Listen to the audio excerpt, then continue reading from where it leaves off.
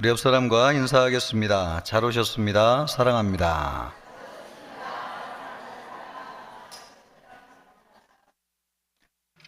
하루 사이에 많이 더워진 것 같은 생각이 듭니다. 더운 가운데도 우리를 불러주신 주님께 감사를 드리고 또 예배를 통해서 우리의 심령이 시원해지는 은혜가 있기를 주님의 이름으로 축복합니다. 사도 바울이 하나님께 풍성한 은사 또 은혜를 받았지만은 감사할 줄 모르고 또 그것을 자랑의 기회로 삼아 가지고 교만해서 절제할 줄 모르고 또 하나님이 주신 자유와 특권을 남용해 가지고 또 시험에 빠진 고린도 교인들에게 그러지 말아야 된다 하는 것을 권면하는 내용의 말씀이 되겠습니다. 그런 일이 계속될 경우에는 광야의 출애굽 1세대 이스라엘 백성들처럼 멸망에 이르게 될 것이다고 하는 것을 말씀하고 있는 내용입니다. 이것을 통해서 우리에게 주시는 하나님의 음성을 듣기를 바랍니다. 먼저 하나님은 우리의 필요를 채워주시는 하나님입니다. 1절로부터 4절까지 말씀에서 우리는 하나님의 신실하신 손길을 느낄 수 있습니다. 하나님은 애굽에서 종살이하던 이스라엘 백성들을 택하셔가지고 백성으로 삼으셨습니다. 모세를 통해 가지고 애굽에서 구원해 내셨습니다. 하나님은 12재앙 또 홍해를 가르는 이적으로 이스라엘을 애굽의 압제에서 해방시키셨습니다. 그러나 이스라엘이 애굽의 압제에서 벗어났다고 해가지고 만사가 모든 것이 다 잘된 것은 아니었죠. 광야로 나온 그들에게는 당장 먹을 것이 없었고 또 마실 것이 없었습니다. 당장 굶어 죽을 판이었습니다. 그러나 하나님은 이스라엘 백성이 광야에서 굶어 죽도록 방치하지 않으셨습니다. 구원 이후의 여정을 하나님이 책임지고 인도하신 것이죠. 하나님은 먹을 것과 마실 물을 주셨습니다. 또 하늘에서 만나를 내리셨고요. 또 반석을 쪼개 가지고 물을 내셨습니다. 하나님은 이스라엘 백성들의 옷과 신이 헤어지지 않도록 하셨습니다. 이스라엘 백성들이 가나안에 들어가기까지 40년이나 그런 일이 계속 되었습니다. 하나님은 200만 명에 달하는 이스라엘 백성들을 40년간 은혜로 먹이시고 입히신 것입니다. 하나님은 백성들의 필요를 외면하지 않으시는 분이십니다. 우리의 필요를 구체적으로 채워주시는 하나님이시죠. 하나님은 우리를 갑자기 부자로 만들어가지고 잘 살게는 하지 않습니다. 그러나 우리에게 필요한 것에 대해서는 절대 인색하신 분이 아니십니다. 우리에게 필요한 것을 아낌없이 허락하십니다. 우리는 하나님이 사랑의 하나님이라고 하는 것을 알죠. 하나님의 사랑은 추상적인 사랑이 아닙니다. 사랑이라고 하는 용어 자체가 추상적인 용어이지만은 그러나 이 사랑이 하나님께 적용될 때 그 사랑은 구체적으로 우리에게 나타납니다. 하나님은 구체적이고 또 실제적인 도움을 통해서 그분의 사랑을 우리에게 표현하십니다. 하나님은 독생자이신 그의 아들을 아낌없이 우리에게 주셨습니다. 우리에 대한 하나님의 사랑이 무엇이고 또 우리를 얼마나 사랑하시는지를 그 아들을 통해서 우리에게 구체적으로 나타내 보여주셨습니다. 하나님은 광야 같은 세상을 지나는 동안에 우리의 필요를 구체적으로 채우심으로 우리를 향한 사랑이 무엇인지를 구체적으로 보여주십니다. 하나님은 지금도 세상에 있는 백성들의 필요를 일일이 다 아시고 또 우리의 부르짖음에 응답하십니다. 하나님은 우리를 돌보시고 우리의 필요를 아시고 채우시는 사랑의 주님이십니다.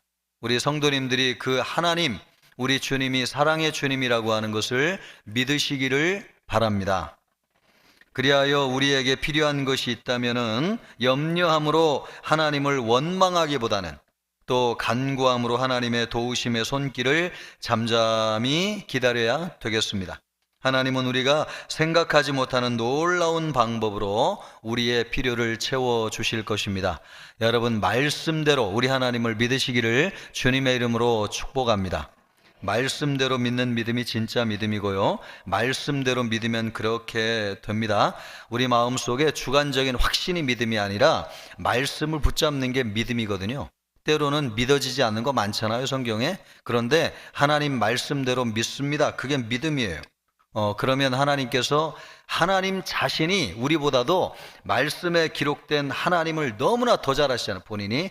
그러니까 우리가 말씀대로 믿으면 우리에게 채워주시는 것이죠. 각박하고 어려운 세상을 살아간다고 생각하는 많은 성도님들 계신데 하나님 살아계시고 신실하시고 또 사랑이 충만하신 하나님이십니다. 채워주시는 하나님이십니다. 그 하나님을 믿기를 바라겠습니다. 이런 하나님이신데요, 그래서 하나님이 우리에게 은혜를 주시고 또 자유를 주시는데 이런 것을 하나님이 우리에게 주시는 귀한 은혜와 자유를 오용하면 안 되겠습니다. 5절 말씀을 보면은 그러나 그들의 다수를 하나님이 기뻐하지 아니하셨으므로 그들이 광야에서 멸망을 받았느니라. 이스라엘 백성들이 하나님 앞에 큰 은혜를 받았는데요, 하나님께서 그들을 기뻐하지 아니하셨으므로 광야에서 멸망을 받았다는 것입니다. 여기에서 이야기하고 있는 그들은 출애굽을 하였던 출애굽 1세대의 이스라엘 백성들을 이야기하는 것이죠. 그러니까 우리가 잘 아는 것처럼 여호수아와 갈렙을 제외하고는 출애굽할 당시에 20세 이상의 이스라엘 백성들은 가나안 땅에 들어간 사람이 없습니다. 바로 이 말씀 때문에 그렇습니다. 그러니까 그들은 하나님의 능력과 살아계심을 체험한 사람들이에요. 홍해의 기적을 보았을 뿐만 아니라 10가지 재앙을 통해서 하나님이 얼마나 세상의 권력자인 바로와 그 나라를 심판하시는지를 눈으로 직접 본 사람들이고, 우박이 떨어져도 이스라엘 백성들에게는 떨어지지 않고 애굽 진영에만 떨어지게 하시고, 홍해를 건널 때에도 양 진영 사이에 구름 기둥이 가로막혀 가지고 넘어오지 못하게 하시고, 여러분, 수많은 하나님의 놀라운 기적을 체험한 사람들입니다. 바다를 마른 땅처럼 지나가게 하시는 하나님을 보았고요, 또 생전 보지 못했던 신령한 만나 음식을 먹은 사람들이었고요, 또 반석에서 막 물을 쪼개가지고 물이 아무리 많이 나와도 200만 명이 수돗물을 마시듯이 그렇게 많은 물을 마실 수 있습니까? 그런 일을 실제로 체험한 분들입니다. 이스라엘 백성들은 어느 누구도 체험하지 못한 엄청난 놀라운 체험을 한 거죠. 이스라엘은 애굽의 종노로 돼서 해방되어 가지고 자유인이 되었습니다. 이제 마음껏 하나님을 섬길 수 있는 자유가 주어졌습니다. 그리고 하나님의 놀라운 은혜가 무수하게 주어졌습니다. 이런 놀라운 체험을 한 그들이지만 그런 자유, 그런 하나님의 은혜를 잘못 사용하는 바람에 은혜에 합당하게 행하지를 못했어요. 그러니까 죄에게 종노릇하는 종의 본성을 벗어버리지 못한 것이죠. 여러분, 우리가 죄에서 벗어나가 자유되면 그 자유를 통해서 하나님을 더 예배하고 하나님을 위해서 우리가 더 거룩하고 성결하게 주님을 위해 살아야 되는데, 오히려 자유가 방종이 되어가지고 죄를 누리면서 하나님을 반역하는 일에 이스라엘 백성들이 광야에서 행했습니다. 그들은 죄를 범함으로 하나님을 기쁘시게 해드리지 못해가지고 결국은 심판을 받아가지고 광야에서 멸망을 당했습니다. 가나안의 약속은 받았습니다. 가나안 땅에 들어갈 것이라고 한 약속은 받았지만은 가나안 땅을 들어가지는 못한 거죠. 사도 바울이 왜 지금 이 말을 하고 있는가? 하나님의 은혜로 말미암아 가지고 애굽에서 자유함을 얻는 놀라운 은혜를 체험하였습니다. 그런데 하나님이 주신 은혜와 자유를 잘못 사용하고 있는 고린도 교인들을 향해서 이스라엘 백성들을 통해서 본받아야 된다.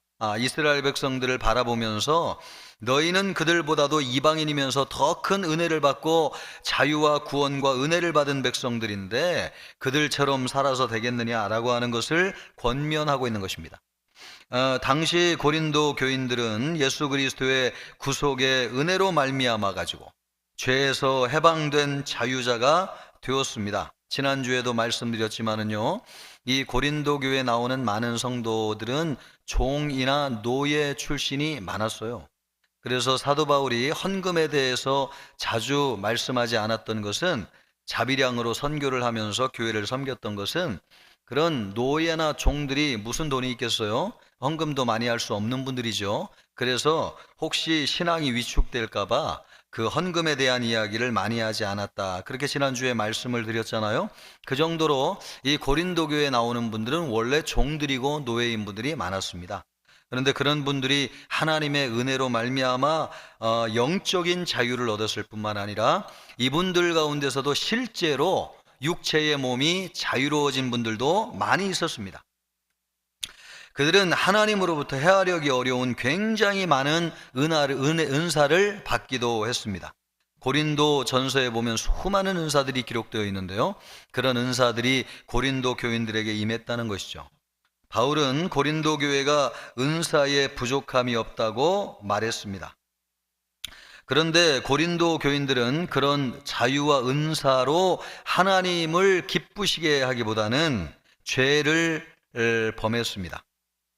제일 먼저 고린도서에서 언급하고 있는 것이 분쟁이 나가지고 갈라졌다는 거 아니에요? 바울파로 나뉘어지고 또 게바파도 있고 또 아볼로파도 있고 심지어 그리스도파가 있다고 주장하기도 하고, 이렇게 갈라져 가지고 분쟁을 하면서 서로를 판단하고 서로를 정죄하였습니다.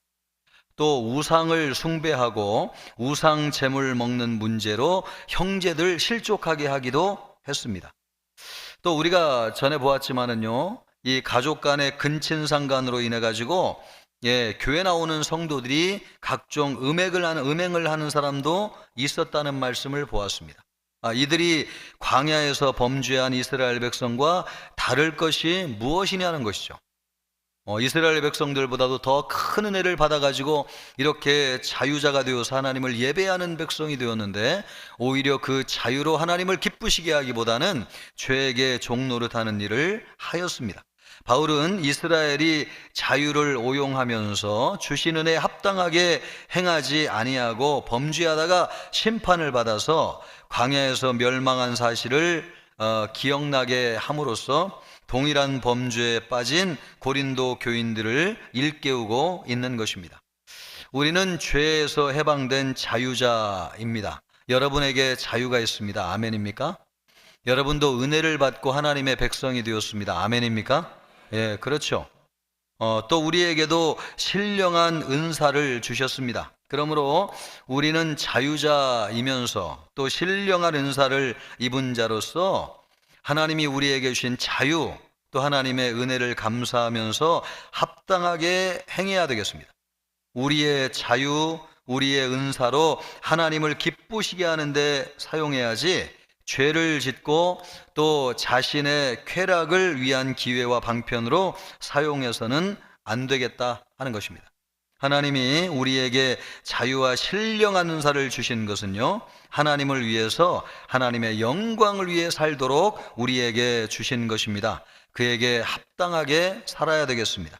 우리는 하나님의 징계가 두려워서가 아니라 하나님의 은혜가 감사해 가지고요, 우리에게 주신 자유, 은혜를 하나님을 위해서 신실하게 사용하는 그런 성도가 되어야 되겠습니다. 그러기를 주님의 이름으로 축복합니다. 또 그러기 위해서 우리가 꼭 기억해야 될 것은 있는데, 하나님을 의심해서는 안 된다고 하는 것입니다. 우리 하나님을 신뢰해야 됩니다. 의심하게 되면은 하나님의 은혜와 자유를 오용하고 잘못 사용할 수 있습니다. 하나님을 의심해서는 안 됩니다. 9절 말씀을 보니까 이렇게 말씀하고 있어요. 그들 가운데 어떤 사람들이 주를 시험하다가 뱀에게 멸망하였나니 우리는 그들과 같이 시험하지 말자. 출애굽한 이스라엘 백성들이 시내산에서 진행해 가지고요, 홍해 길을 따라가고 있을 때에 어느 날 불뱀으로 인해 가지고 많은 이들이 죽었습니다. 왜 많은 이스라엘 백성이 불뱀에 물려 죽었는가? 바울은 이스라엘이 하나님을 시험했기 때문이라고 말씀하고 있습니다. 광야 길로 다니던 이스라엘 백성들에겐 구름 기둥과 불 기둥의 보호가 있었고요, 또 매일매일 만나가 내려서 먹었습니다. 반석에서 또 물이 흘러나왔습니다. 하나님은 고기가 없다고 불평을 하자 이스라엘 백성들에게 메추라기를 보내셔가지고 배불리 먹여주셨습니다. 그런데 모세를 향해서 원망하는 것입니다. 어찌하여 우리를 애굽에서 인도하여 이 광야에서 죽게 하는가? 모세를 원망하고 있습니다. 여러분이 모세를 원망하는 것은 그 누구를 원망한다고 보아야 됩니까? 하나님을 원망한다고 보아야 되는 거죠. 하나님이 베풀어 주신 은혜는 뒷전이고요, 지금 당장 먹을 것이 없다고 모세를 빗대어 가지고 하나님께 원망을 하고 있습니다. 하나님의 보호하심과 인도하심을 받고 있음에도 불구하고 지금 구름 기둥과 불 기둥이 그들 위에 머물러 있잖아요. 그리고 매일매일 새벽마다 만나가 내려오고 있잖아요. 이 모든 것이 무엇입니까? 하나님이 살아계셔서 그들과 동행하시고 그들에게 하나님의 존재를 분명하게 보여주는 역사가 시시때때로 그에게 보여져 알고 있음에도 불구하고 하나님의 신실하심을 믿지 못하고 있다고 하는 사실입니다. 하나님이 생명을 보장해 줄 수 있는 분인지 믿지 못하겠다는 것입니다. 지금 하나님이 구름 기둥, 불 기둥으로 인도하고 계신데도 불구하고 먹을 것을 주지 않는 하나님, 우리가 원하는 것을 주셔야지 되지 하나님이 주고 싶은 만나를 주셔도 되겠습니까? 이런 마음으로 지금 하나님의 것을 감사하지 못하고 있습니다. 그러니까 하나님이 진짜 좋으신 하나님이신가? 우리에게 미래를 예비하신 하나님이신가? 진짜 하나님은 우리의 인생에 좋은 계획을 가지고 계신 하나님이신가? 이것을 의심하고 있는 거죠. 하나님을 의심하고 있습니다. 가나안 땅을 예비해 두었다고 말씀하셨지만은 그것을 의심하고 있는 것입니다. 하나님을 시험하는 것은 행위로 나타나지만은 그것은 하나님을 의심하는 마음에서 비롯됩니다. 그러니까 의심이 들어가는 것이 무서운 겁니다. 그래서 어떤 신앙인은 이야기하기를 의심은 인간의 영혼 속에 있는 지옥이다, 이렇게 얘기를 했어요. 그러니까 우리의 영혼을 위태롭게 만드는 거, 그게 뭐냐면 하나님을 의심하는 것입니다. 하나님을 의심하게 되면은 하나님이 진짜 나를 사랑하시는가, 하나님을 의심하게 되면은 하나님이 진짜 나를 사랑하시는가, 하나님을 시험하게 돼요.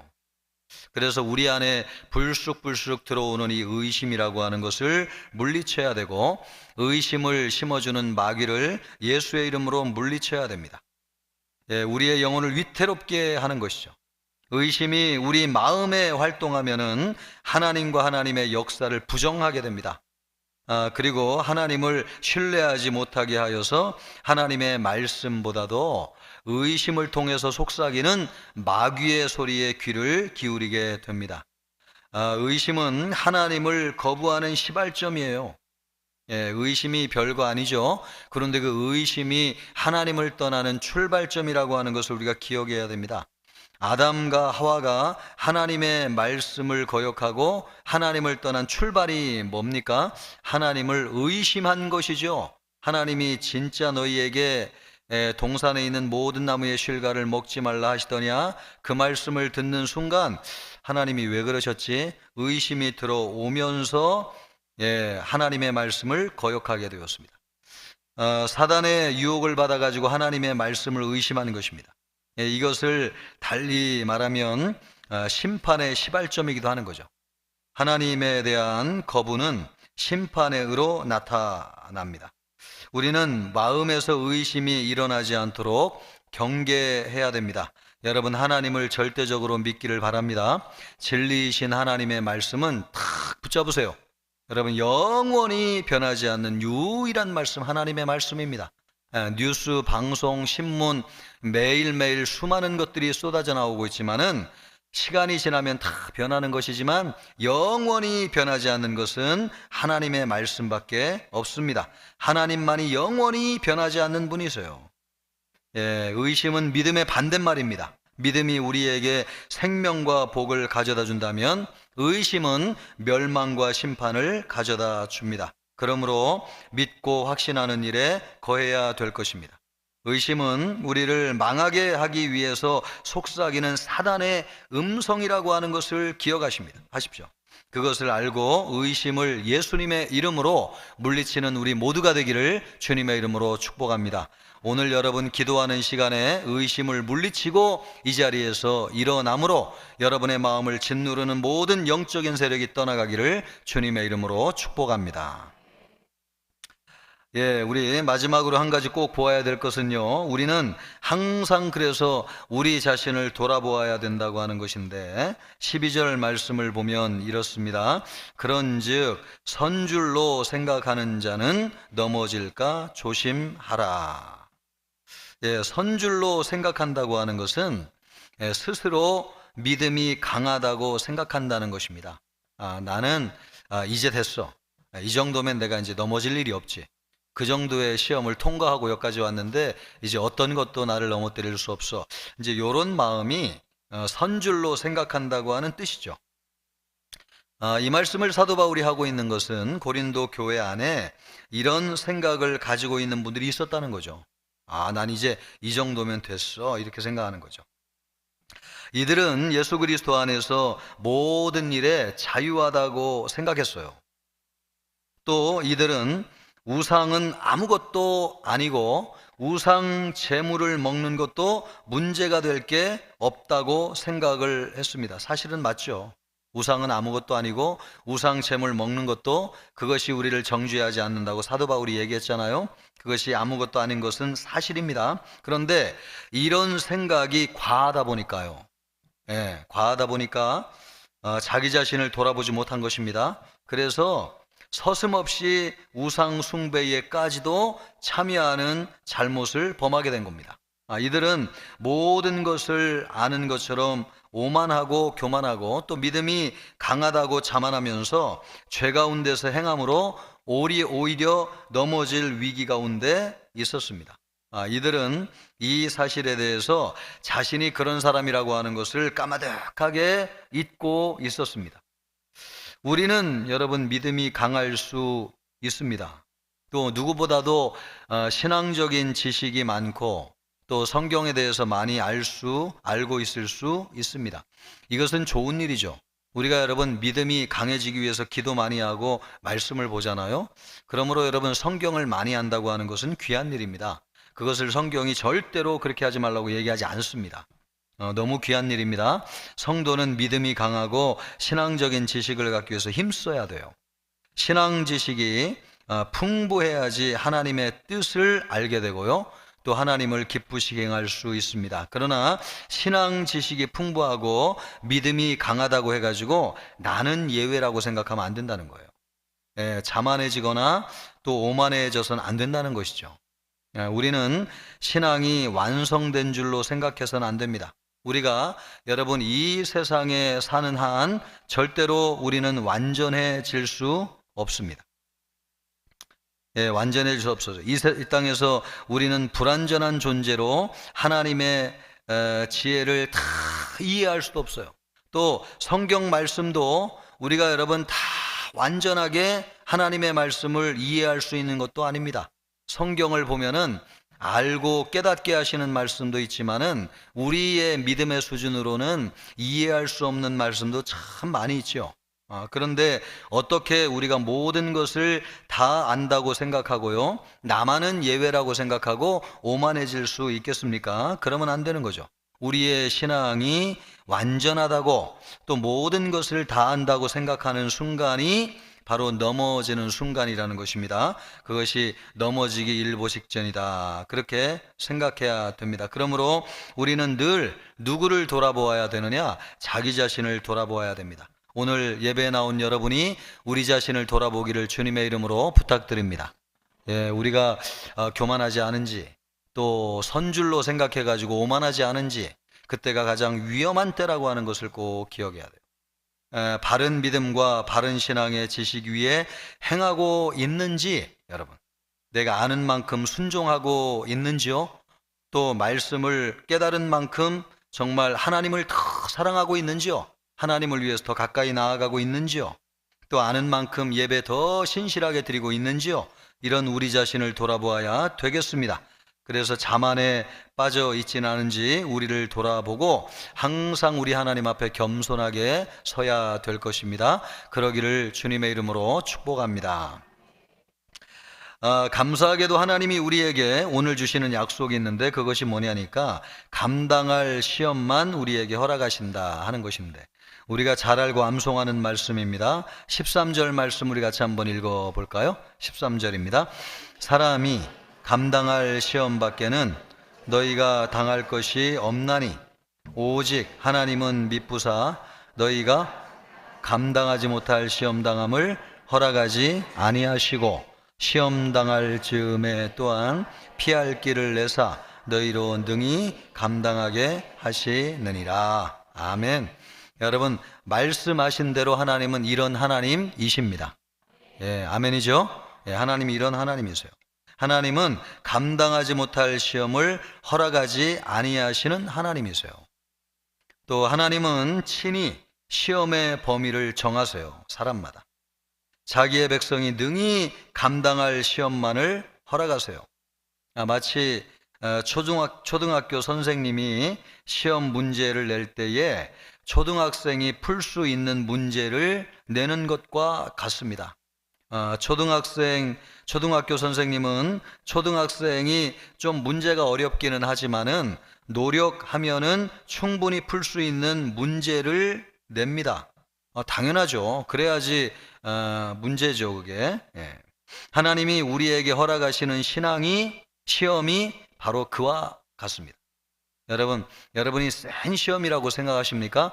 하나님도 여러분을 세게 생각하고 계시다고 생각하시면 돼요. 넉넉하게 감당할 수 있으니까 주신다, 이렇게 생각하시면 됩니다. 아멘입니까? 예, 물질의 시험도 때로는 건강이 약해지는 것도, 또 때로는 관계에 어려움이 오는 것도 하나님이 그만하다, 할 수 있다 하시니까 우리를 연단하실 정도로 그렇게 주시는 것이지, 감당 못하면 안 주세요. 그것이 하나님의 말씀인 거죠. 그러므로 여러분, 그것 때문에 죽을 일이 있는 거예요, 없는 거예요? 없어요. 죽지는 않더라고요. 예, 하나님이 시험하신다고 해가지고 죽는 사람을 본 적이 없어요. 감당하고 승리하는 사람은 봤습니다. 다니엘에게만 그런 시험을 주세요. 7배나 뜨거운 풀무불에 아무나 들어가게 하시는 게 아닙니다. 예, 감당할 수 있는 사람이니까 들어가게 하시는데, 다니엘은 여러분 감당했습니까? 아멘이죠. 아멘이죠. 예, 지금 제가 얘기를 잘못한 거예요? 아니에요? 나 늘 이게 헷갈릴 때가 있는데, 여러분 7배나 뜨거운 풀무불에 다니엘 들어갔어요, 안 들어갔어요? 들어갔죠? 여러분들 헷갈리십니까? 예, 들어갔습니다. 또 여러분, 다니엘의 새 친구 바뀌었어요, 지금? 바뀌었어요? 하여간 알아들으시기를 바라겠습니다. 다니엘의 새 친구도 여러분 감당할 시험을 하나님이 주시는 거죠. 요셉도 마찬가지. 요셉도 13년 동안 엄청난 고난을 당했는데 감당할 수 있으니까 주는 겁니다. 아무나 그런 시험을 당하는 것이 아닙니다. 그랬더니 하나님이 요셉을 세우셔가지고 애굽의 총리가 되게 하셨습니다. 그래서 만 백성을 구원하게 하시는 것이죠. 감당할 시험을 우리에게 주시는 것입니다. 성경에서 가장 많은 시험을 받은 사람도 욥입니다. 욥. 그가 받은 시험은 우리의 상상을 뛰어넘는 시험이었습니다. 재산을 다 날리고요, 또 잃어버린 10명의 자식들이 하루아침에 죽어버리고, 또 몸에 그냥 악창이 나가지고 그냥 기왓장으로 박박 긁어야 되고요, 또 아내가 욕을 하고 저주하고 떠나가고, 친구들이 와가지고 위로한답시고 다 마음을 괴롭게 하였습니다. 사람이 감당할 수 없는 시험이죠. 우리가 보기에 너무나 지나친 시험이 아닌가. 왜 이 정도로 하나님이 참 그렇게 잘한 사람에게 그런 시험을 주시나 그런 생각이 저절로 듭니다. 그러나 하나님은 욥이 그 시험을 감당할 것을 아셨어요. 이 시험 때문에 이 시험을 욥이 통과할 것이라는 것을 하나님은 아셨죠. 그래서 사단에게 시험하도록 허락하신 것입니다. 욥의 정직함, 또 하나님을 경외함, 악을 멀리함 아셨기 때문에 우리가 감당하기도 어려운 시험을 허락하셨습니다. 물론 여러분, 시험은 어느 것이나 어렵습니다. 시험은 다른 사람이 보기에 쉬워 보여도 당사자에게는 어렵습니다. 우리가 보기에는 저 정도 감당할 수 있지. 아니요. 상대적인 거예요. 자기에게는 죽을 것 같아요. 그게 시험입니다. 그래서 시험을 당하는 사람은 괴롭습니다. 그리고 매 순간 자신의 한계를 느껴요. 하나님, 내가 여기까지인 것 같습니다. 이런 생각이 들어요. 이런 한계를 느끼지 않으면 아직 시험이 아니에요. 진짜 시험은 자기의 한계를 느껴요. 여기까지입니까, 하나님? 이런 생각이 그냥 저절로 들어요, 저절로. 그게 참 큰 시험이죠. 그런데 사도 바울이 소망의 말씀을 전하고 있습니다. 하나님이 우리가 감당할 즈음에 피할 길을 내셔가지고 능히 감당하게 하신다는 것입니다. 얼마나 여러분 위로가 되는 말씀입니까? 우리 하나님은 신실하신 하나님이십니다. 또 인생이 아니시기 때문에 실언을 하시는 분이 아니세요. 하나님의 말씀은 진짜예요. 그래서 하나님의 말씀은 한마디도 헛된 말씀이 없으세요. 하나님은 시험을 당하는 우리에게 피할 길을 주시겠다고 약속하셨어요. 여러분, 이 약속을 믿으십니까? 안 믿어져도 하나님의 말씀이기 때문에 붙잡으세요. 여러분, 하나님의 말씀은 진리입니다. 하나님은 성경에 기록하셨기 때문에 그대로 행하세요. 그래서 여러분, 내가 주관적인 확신이 막 충만하지 않아도 하나님의 말씀을 붙잡고 암송하면 말씀대로 이루어 주시는 하나님이세요. 하나님이 그렇게 말씀하고 있어요. 시험을 당할 우리에게 피할 길을 주시겠다. 얼마나 여러분 참 안심이 되는 말씀인지요. 우리는 하나님이 예비하신 피할 길이 무엇인지를 찾기만 하면 돼요. 근데 그 길은 누구를 통해서만 발견할 수 있을까요? 하나님을 통해서만 발견할 수 있어요. 하나님이 피할 길을 내신다고 그랬으니까 그 피할 길은 누구 안에 있느냐? 하나님 안에 있습니다. 하나님 안에. 그래서 여러분, 시험 당하면 누구에게 피해야 되냐면은 하나님께 피해야 돼요. 왜냐하면 하나님께는 피할 길이 있기 때문에 그렇습니다. 사람의 소리를 듣고 싶고 또 쉽게 손잡으면 나에게 도와줄 사람이 있을 것 같지만 참으세요, 여러분. 때로는 하나님이 우리에게 성령을 주셔가지고 환상을 보게 하시고 꿈을 꾸게 하시고 그분의 길을 열어주시는 시점이 있습니다. 아멘이죠? 그것을 발견할 때 하나님께서 나아가게 하시는 것입니다. 이스라엘 백성들도 모세가 그 손에 지팡이를 반쪽 들기 전까지는 그 홍해의 길이 안 보였잖아요. 그런데 참 하나님이 너희를 위해서 무슨 일을 하는지 바라보라. 그럴 때 하나님을 바라볼 때에 바람이 불어가지고 홍해가 길이 열려졌습니다. 그러니까 사람 눈에는 보이지 않지만은 하나님의 눈에는 그 길이 있는 거예요, 없는 거예요? 있는 거죠. 근데 우리 눈에는 안 보여요. 그 길은 하나님에게 숨겨져 있어요. 근데 하나님을 의지하니까요, 홍해가 갈라지는 역사가 일어났습니다. 하나님에게 피할 길이 있습니다. 아멘이죠? 하나님에게 피할 길이 있어요.